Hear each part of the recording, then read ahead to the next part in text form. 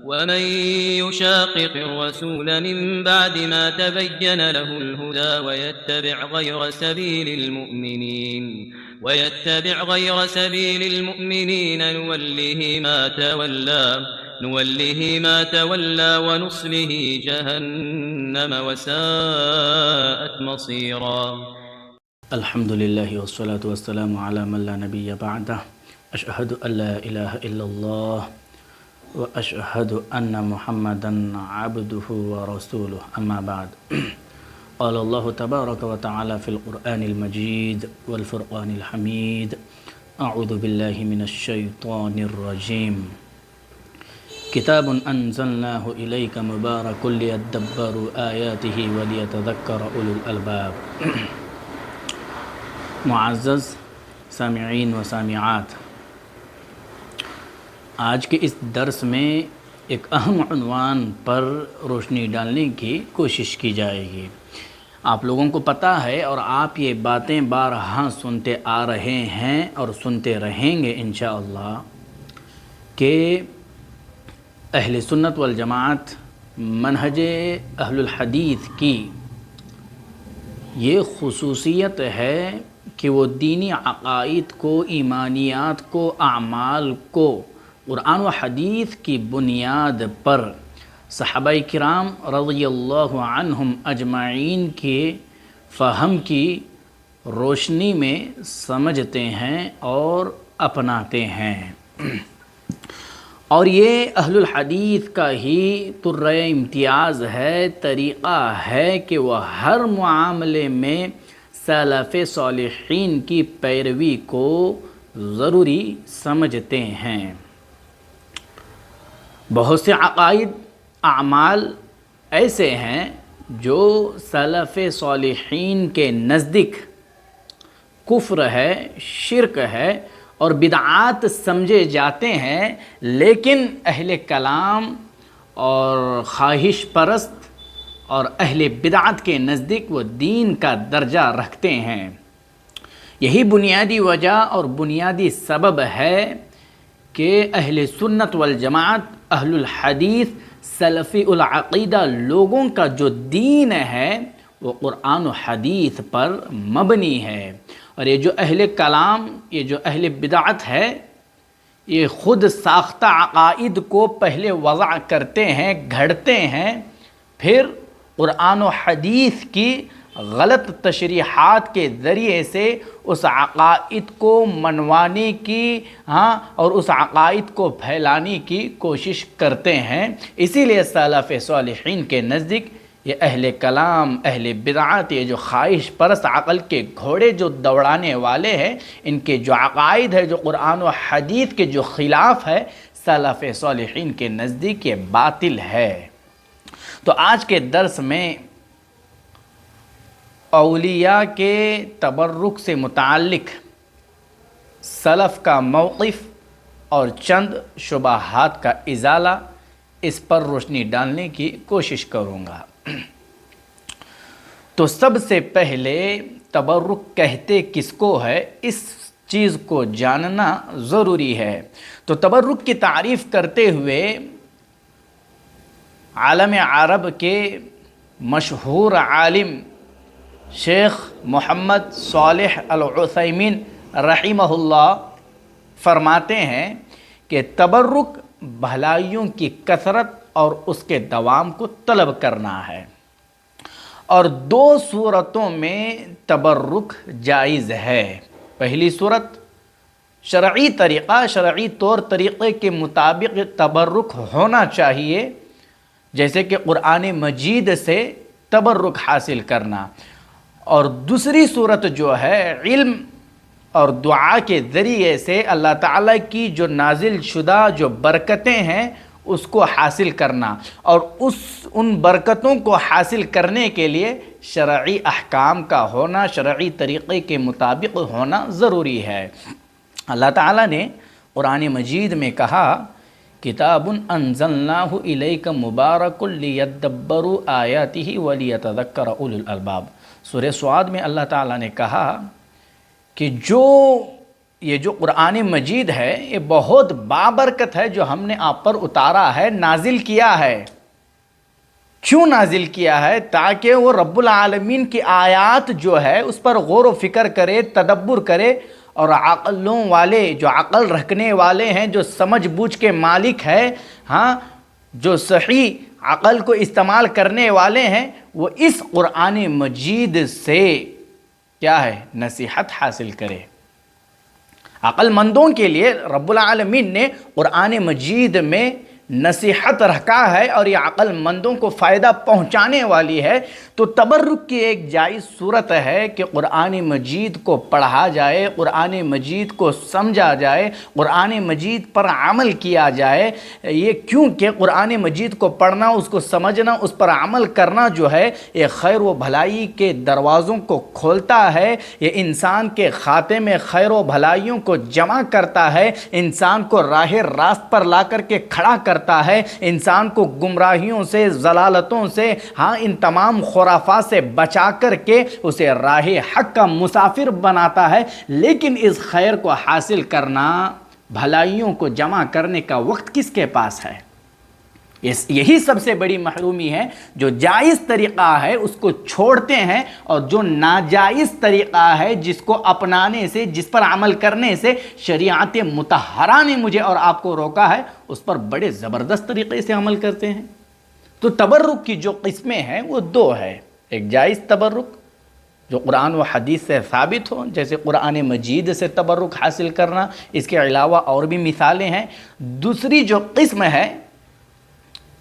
وہ ناجائز اور ممنوع تبرک، جو وہم و گمان پر مبنی تبرکات ہوتے ہیں، جیسے بعض لوگ مزعومہ بزرگوں یا قبروں یا درختوں سے وابستہ کرتے ہیں۔ یہ خواہشات کی تکمیل کے سوا کچھ نہیں ہے۔ قبروں، قبوں، مزاروں یا اسی طرح سے کسی اور ناجائز طریقوں سے تبرک حاصل کرنے کے جتنے طریقے معاشرے میں پنپ رہے ہیں یہ ناجائز ہے، شریعت میں ان کا کوئی تصور نہیں ہے، شریعت سے ثابت شدہ نہیں ہے۔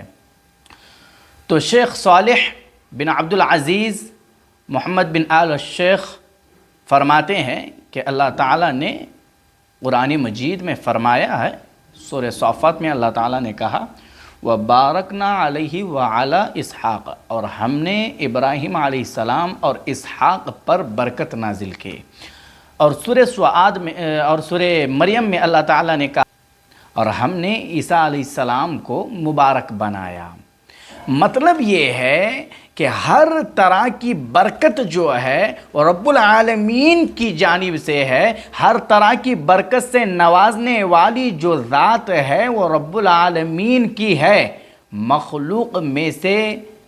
کوئی اس بات کا دعویٰ نہیں کر سکتا ہے کہ وہ کسی کو برکت دے سکتا ہے،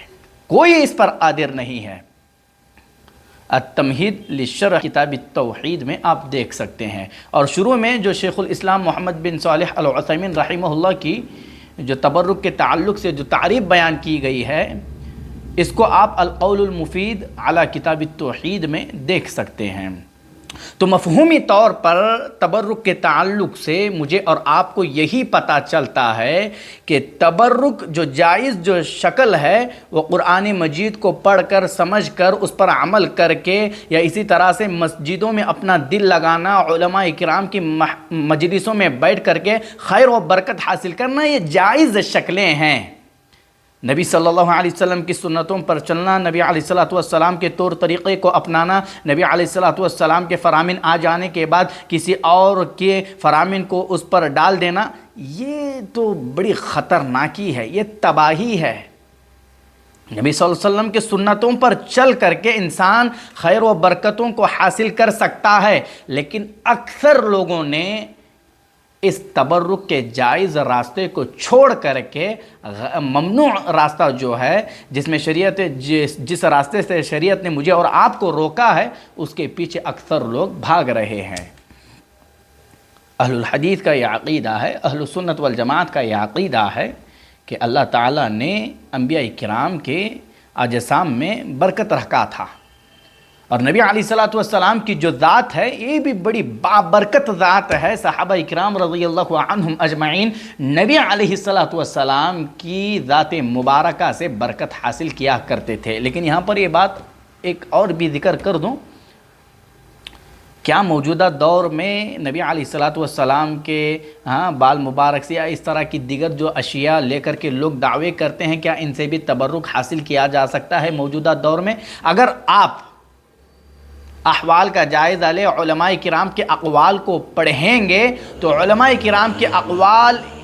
اس بات پر دلالت کرتے ہیں کہ موجودہ دور میں جو اس طرح کے دعوے کرتے ہیں کہ ان کے پاس نبی علیہ الصلوۃ والسلام کا مبارک بال ہے یا اسی طرح سے جبہ وغیرہ، جس طرح کے یہ جو دعوے کرتے ہیں یہ بے بنیاد ہے، ان کی کوئی دلیل نہیں ہے. تو موجودہ دور میں جو دعوے کیے جاتے ہیں یہ بے بنیاد ہے، ٹھوس دلیل ان کے پاس نہیں ہے. تو ان جیسے اشیاء سے جو موجودہ دور میں دعوے کیے جا رہے ہیں ان سے برکت حاصل نہیں کیا جا سکتا ہے. نبی علیہ الصلوۃ والسلام کی ذات بابرکت تھی، صحابہ کرام نے آپ کی ذات سے برکت حاصل کی ہے. اس پر قرآن و حدیث کے بے شمار دلائل موجود ہے. جیسے کہ 3 دلیلیں میں آپ کے سامنے ذکر کرتا ہوں تاکہ آپ کو بات سمجھ میں آ جائے. بخاری کی روایت ہے جس میں حضرت عائشہ رضی اللہ عنہ کہتی ہے ان النبی صلی اللہ علیہ وسلم کان ينفث على نفسه في المرض الذي مات فيه بالمعوذات فلما ثقل كنت انفث عليه بهن وامسح بيد نفسه لبركتها. حضرت عائشہ رضی اللہ عنہ کہتی ہے کہ اس بیماری میں جس میں نبی علیہ الصلوۃ والسلام کا انتقال ہوا، نبی علیہ الصلوۃ والسلام معوذات پڑھ کر کے اپنے اوپر دم کرتے تھے، اور جب تکلیف بڑھ گئی تو میں آپ صلی اللہ علیہ وسلم پر دم کرتی تھی، اور بابرکت ہونے کی وجہ سے آپ صلی اللہ علیہ وسلم کے دست مبارکہ کو یعنی آپ کے ہاتھوں کو آپ کے ذات مقدسہ پر پھیرتی تھی. مطلب یہ ہے کہ عائشہ رضی اللہ عنہا نبی علیہ الصلوۃ والسلام کے ہاتھوں کی برکت کو جانتی تھی، تبھی تو عائشہ رضی اللہ عنہا نے آپ صلی اللہ علیہ وسلم کے ہاتھوں پر دم کر کے آپ صلی اللہ علیہ وسلم پر پھیرا ہے. اسی طرح سے مسلم کی روایت ہے، حضرت انس رضی اللہ عنہ کہتے ہیں کہ جب نبی علیہ الصلوۃ والسلام فجر کی نماز سے فارغ ہوتے تو مدینہ کے جو خدام جو خادم ہیں وہ اپنے برتنوں میں پانی لے کر کے آتے، اور جو برتنیں نبی علیہ الصلوۃ والسلام کے پاس لے جایا جاتا اس میں نبی علیہ الصلوۃ والسلام اپنے ہاتھوں کو ڈبوتے، اور کبھی سردی میں ٹھنڈی میں بھی لایا جاتا تو آپ علیہ الصلوۃ والسلام ان برتنوں میں اپنے ہاتھوں کو ڈبوتے تھے. اسی طرح سے مسلم ہی کی روایت ہے، لقد رأیت، راوی کہتے ہیں حضرت انس رضی اللہ عنہ، لقد رأیت رسول اللہ صلی اللہ علیہ وسلم والحلاق يحلقه وأطاف به أصحابه فما يريدون أن تقع شعرة إلا في يد رجل. حضرت انس رضی اللہ عنہ کہتے ہیں کہ میں نے رسول اللہ صلی اللہ علیہ وسلم کو دیکھا، حجام آپ کے بال مونڈ رہا ہے، آپ کے بالوں کو کاٹ رہا ہے. صحابہ کرام رضی اللہ عنہم اجمعین آپ صلی اللہ علیہ وسلم کے ارد گرد بیٹھے ہوئے ہیں، اور صحابہ کرام یہ چاہتے تھے کہ نبی علیہ الصلوۃ والسلام کا جو بال ہے وہ زمین پر نہ گرے بلکہ ہم میں سے کسی کے ہاتھ میں گرے. اللہ اکبر کبیرہ. شیخ الاسلام امام ابن تیمیہ رحمہ اللہ مجموع الفتاوی میں کہتے ہیں کہ نبی علیہ الصلوۃ والسلام کی ذات میں اللہ رب العالمین نے برکت رکھی تھی. آپ صلی اللہ علیہ وسلم کی جو ذات ہے وہ بڑی مبارک اور بابرکت ذات تھی. صحابہ کرام رضی اللہ عنہم اجمعین آپ صلی اللہ علیہ وسلم کے پانی سے پسینے سے یا بالوں سے تبرک حاصل کرتے تھے، لیکن آگے کہتے ہیں کہ یہ جو تبرک ہے یہ نبی علیہ السلام کی ذات کے ساتھ خاص تھا، اور اہل سنت والجماعت کے نزدیک نبی علیہ السلام کے آثار سے جو تبرک حاصل کرنا ہے یہ خاص خصوصیت ہے جو نبی علیہ السلام کے ذات اقدس کے ساتھ خاص ہے۔ امت میں کسی کو بھی نبی علیہ السلام پر قیاس کر کے اس کے آثار سے تبرک حاصل کرنے کا جواز پیش کرنا یہ بالکل غلط ہے، یہ درست نہیں ہے، یہ ممنوع طریقہ ہے۔ اگر امت میں کسی صالح یا نیک آدمی کے آثار سے تبرک حاصل کرنا ہوتا تو صحابہ کرام رضی اللہ عنہم اجمعین، تابعین، ائمہ دین، یہ دین کے اصولوں کو مجھ سے اور آپ سے بہتر سمجھتے تھے، لیکن ان سے یہ بات ثابت نہیں ہے۔ الاعتصام میں امام شاطبی رحمہ اللہ کہتے ہیں کہ نبی علیہ السلام کی وفات کے بعد صحابہ کرام رضی اللہ عنہم اجمعین نے کسی کی ذات سے یا کسی کے آثار سے تبرک حاصل کرنے کا سلسلہ نہیں چلایا، اور اس امت میں سب سے افضل حضرت ابو بکر صدیق رضی اللہ عنہ تھے، ان کے ساتھ بھی یہ معاملہ نہیں کیا گیا۔ ان کے بعد حضرت عمر فاروق رضی اللہ عنہ ہے، ان کے ساتھ بھی یہ معاملہ نہیں کیا گیا۔ تو پتہ یہ چلا کہ کسی بھی شخص کو جو صالح ہو، نیک ہو یا کوئی بھی ہو، اس کو نبی علیہ السلام پر قیاس کر کے اس کے آثار سے تبرک حاصل کرنا یہ جائز نہیں ہے، یہ ممنوع ہے۔ اور بہت جگہوں پر ایسے دیکھا جاتا ہے، مشاہدہ کیا جاتا ہے کہ کوئی بھی شخص آ گیا جو بڑا مفکر ہے، بڑا فلانا فلاں جو بھی ہے، جو عوام الناس میں مشہور ہے، معروف ہے اپنے جبے قبے کی وجہ سے یا دیگر اشیاء کے ذریعے سے، تو لوگوں کا یہ تصور بنا ہوا ہے کہ لوگ اس کے ہاتھوں سے برکت حاصل کرتے ہیں، یا اس طرح سے کہ کوئی کھجور لے لیتا ہے یا کوئی پانی کی بوٹل لے لیتا ہے یا پھر دیگر جو بھی چیزیں ہیں وہ لے لیتے ہیں اور اس سے کھجور پکڑاتے ہیں، یا پھر یہ کہ بوٹل جو نئی ہوتی ہے اس کو کھول کر کے اس کو پلا دیتے ہیں، اس کو پینے لگاتے ہیں، یا اس طرح سے کہ کوئی شخص آ رہا ہے جو بڑا معروف و مشہور ہے عوام الناس میں اپنے زہد و ورع کے تعلق سے، تو لوگ کیا کرتے ہیں، نئی گاڑی خریدتے ہیں اور اس گاڑی میں اس کو بٹاتے ہیں تاکہ برکت حاصل کی جائے۔ یہ بالکل غلط ہے، یہ بے بنیاد ہے، اس کی کوئی دلیل نہیں ہے، اور نبی علیہ السلام پر کسی بھی ذات کو قیاس کرنا اور اس سے تبرک حاصل کرنا یہ جائز نہیں ہے، یہ ممنوع ہے۔ شیخ نواب صدیق حسن خان رحمہ اللہ کہتے ہیں کہ نبی علیہ السلام پر کسی کو قیاس کرنا اور اس کے آثار سے تبرک حاصل کرنا یہ جائز نہیں ہے۔ نبی علیہ السلام کو بہت سے خصائص حاصل ہے جن میں کوئی اور شریک نہیں ہو سکتا ہے، اور یہ اہل الحدیث کا عقیدہ ہے کہ مخلوق میں کوئی بھی نبی علیہ السلام کی شان کو نہیں پہنچ سکتا ہے۔ آپ اعلیٰ ہے، عرفہ ہے، آپ کا جو مقام ہے وہ بہت بلند ہے، آپ کے مقام کو کوئی حاصل نہیں کر سکتا ہے، لیکن کسی کو قیاس کر کے اللہ کے ولی ہے، نیک ہے، فلاں ہے، اس سے تبرک حاصل کرنا، یا وہ گھر میں داخل ہوتے ہیں جس جگہ پر بیٹھتے ہیں اس جگہ کو تبرک سمجھنا، بابرکت سمجھنا، یہ بے بنیاد ہے۔ مشرکین کا جو تبرک ہے وہ وہم و گمان پر مبنی ہوتا ہے، جیسے درختوں سے تبرک حاصل کرنا، یا اسی طرح سے قبروں سے تبرک حاصل کرنا، یا اسی طرح سے درختوں سے، پتھروں سے یہ تبرک حاصل کرنا، یہ بے بنیاد ہے، یہ شرکی اعمال ہے، قرآن و حدیث کے خلاف ہے۔ اور بعض لوگ کیا کرتے ہیں، اولیاء کو اولیاء سے تبرک حاصل کرنے کے لیے عقلی دلائل دینے کی، قرآن و حدیث کے دلائل دیتے ہیں، لیکن ان دلائل پر اپنی عقل کو کیا ہے دخل دیتے ہیں، اپنی عقل کا استعمال کرتے ہوئے ان دلائل سے اولیاء سے تبرک حاصل کرنے کا جواز پیش کرتے ہیں کہ جائز ہے۔ مثال کے طور پر کچھ دلیلیں دے کر کے اپنی بات ختم کرتا ہوں۔ رکن حجر اسود کو چومنا۔ اب بعض لوگ کہتے ہیں کہ حجر اسود کو چومنا یہ پتھر مبارک ہے اس لیے اس کو چوما جائے گا، اس کو دلیل بنا کر کے آگے بات میں پیش کروں گا۔ تو جو حجر اسود ہے اسی طرح سے رکن یمانی کو چھونا مبارک ہے اسی لیے اس کو چھوا جاتا ہے، اسی طرح سے طواف کے دوران رکن یمانی کو چھونا، اسی طرح سے مقام ابراہیم کو اس پتھر کو بابرکت سمجھنا۔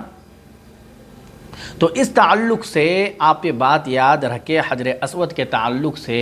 حضرت عمر فاروق رضی اللہ عنہ کا جو قول ہے وہ بڑا زبردست ہے، ہمارے ایمان کو مضبوط کرنے کے لیے، اپنے عقائد کی اصلاح کرنے کے لیے بہت ہی زبردست قول ہے۔ حضرت عمر فاروق رضی اللہ عنہ نے کہا حجر اسود کو، انکا حجر، تو ایک پتھر ہے، نہ نفع پہنچا سکتا ہے نہ نقصان، میں تجھے اس لیے چوم رہا ہوں، کہہ رہے ہیں میں تجھے اس لیے چوم رہا ہوں کہ نبی علیہ السلام کو تجھے چومتے دیکھا ہوا اس لیے میں نے تجھے چوما۔ القول المفید علی کتاب التوحید میں شیخ محمد بن صالح العثیمین رحمہ اللہ کہتے ہیں کہ حجر اسود کو چومنا یہ نبی علیہ السلام کی پیروی میں ہے، اور رکن یمانی کو چھونا یہ ایک سنت عمل ہے، اور مقام ابراہیم پر نماز پڑھنے کی جو حکمت ہے وہ یہ کہ یہ اللہ کا حکم ہے اور نبی علیہ السلام کی تابعداری ہے۔ اب احمد یار خان نعیمی لکھتے ہیں کہ مقام ابراہیم کو بابرکت یہ کیسے بناتے ہیں، وہ کہتے ہیں کہ جس پتھر پر ابراہیم علیہ السلام کے قدم پڑے ہیں، آپ کے قدم مبارک کی وجہ سے، آپ کے قدموں کی مبارک ہونے کی وجہ سے یہ پتھر بھی قابل تعظیم بن گیا، تو حاجی اس کی طرف سر جھکاتے ہوئے آتے ہیں۔ یہ غلو پر مبنی بیان ہے، اس کی کوئی حقیقت نہیں ہے، یہ بدعات کے دروازوں کو کھولتا ہے۔ آپ مشرکین مکہ کو دیکھیں، نوح علیہ السلام کی قوم میں جو شرک کی ابتدا ہوئی وہ کیسے، پہلے پہل تو انہوں نے کیا ہے، قبروں پھر مجسمے بنائے ان کی تعظیم کے لیے، پھر آگے چل کر کے یہی مجسمے کیا ہے، شرک کی شکل اختیار کر گئے ہیں۔ تو اس کی تباہی دیکھیں، یہ عقلوں کو شریعت کے معاملے میں دخل دینے کا نتیجہ ہے۔ بعض حضرات تو اتنی جرأت کرتے ہیں، سمجھ نہیں آتا ہے کہ وہ قرآن و حدیث کی باتوں سے کیسے کھلواڑ کرتے ہیں، کیسے گھماتے ہیں، کیسے پھیرتے ہیں، اپنی مطلب کی چیزیں نکالتے ہیں، پھر عوام الناس کو انہی باتوں پر عمل کرنے کے لیے بڑا زور دیتے ہیں۔ اللہ کی پناہ۔ بعض حضرات حضرت زکریا علیہ السلام کے واقعے سے انبیاء اولیاء کی سے تبرک حاصل کرنے کا جواز پیش کرتے ہیں، اور یہ رکن یمانی اور پھر حجر اسود کو چومنے وغیرہ سے یہ دلیل دیتے ہیں کہ انبیاء اولیاء نے جہاں پر اپنے قدم رکھے ہیں یا جہاں جس جگہ وہ بیٹھے ہوئے ہیں وہ بڑی مبارک جگہ ہے اور وہاں پر عبادت کی جا سکتی ہے۔ اب حضرت زکریا علیہ السلام کے تعلق سے یہ پیش کرتے ہیں، حضرت زکریا علیہ السلام کا واقعہ بڑا مشہور ہے۔ حضرت زکریا علیہ السلام نے حضرت مریم علیہ السلام کے حجرے میں جب بے موسم پھل دیکھے تو رب العالمین سے اولاد کے لیے دعا کیے۔ اب بعض لوگ اس واقعے کو دلیل بنا کر کے تبرک کا جواز پیش کرتے ہیں، اور یہ عقل پر مبنی ہے، اس کے علاوہ کچھ نہیں ہے۔ متقدمین مفسرین میں سے کسی نے بھی اس واقعے سے تبرک کا جواز پیش نہیں کیا ہے، بلکہ ہنالک دعا زکریا ربہ کی تفسیر میں تابعی عبد الرحمن سدی رحمہ اللہ کہتے ہیں کہ حضرت زکریا علیہ السلام نے جب حضرت مریم علیہ السلام کے حجرے میں گرمی کے موسم میں سردیوں کے پھل اور سردی کے موسم میں گرمیوں کے جو پھل دیکھے، اللہ تعالیٰ کی قدرت کا جب مشاہدہ انہوں نے کیا، اللہ تعالیٰ کی قدرت کو اپنی آنکھوں سے دیکھا کہ رب العالمین کی ذات کتنی بابرکت ہے، جب رب العالمین کی قدرت کا انہوں نے مشاہدہ کیا تو رب العالمین سے جب مریم علیہ السلام کو اللہ تعالیٰ بے موسم پھل دے سکتا ہے تو مجھے اولاد کیوں نہیں دے سکتا ہے؟ پھر زکریا علیہ السلام نے نماز پڑھی اور اللہ تعالیٰ سے دعا کی. تو اللہ تعالیٰ کی قدرت کو دیکھنے کے بعد حضرت زکریا علیہ السلام اللہ تعالیٰ سے اپنا رشتہ مضبوط کرتے ہوئے اللہ تعالیٰ سے اولاد کا سوال کرتے ہیں. یہ واقعہ ہے، لیکن عقل کو دخل دے کر کے حضرت زکریا علیہ السلام کے واقعے سے اولیاء سے تبرک حاصل کرنے کا جواز پیش کرنا یہ بے بنیاد ہے، اس کی کوئی حقیقت نہیں ہے. اب دوسری دلیل جو دیتے ہیں وہ حضرت یوسف علیہ السلام کے واقعے سے دیتے ہیں. اس کے علاوہ اور بھی دلیلیں ہیں، مختصراً ذکر کر رہا ہوں. اب جب حضرت یوسف علیہ السلام نے اپنا قمیص اپنے والد کو پہنچایا تو اب بعض لوگ جب ان کے آنکھوں کی روشنی چلی گئی تھی تو حضرت یوسف علیہ السلام نے اپنے والد کو ایک قمیص بھیجا.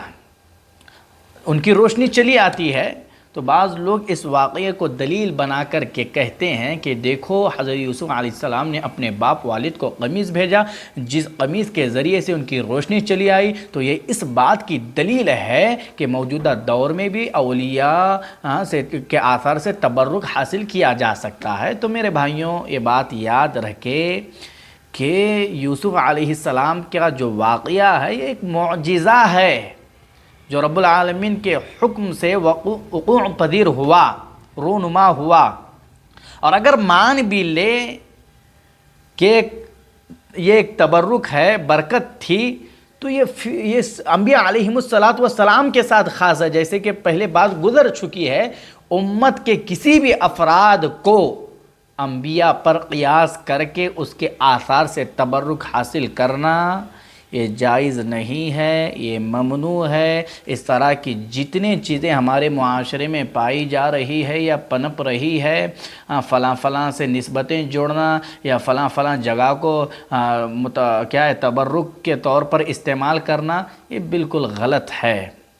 اگر تبرک حاصل کرنا ہی ہے تو شریعت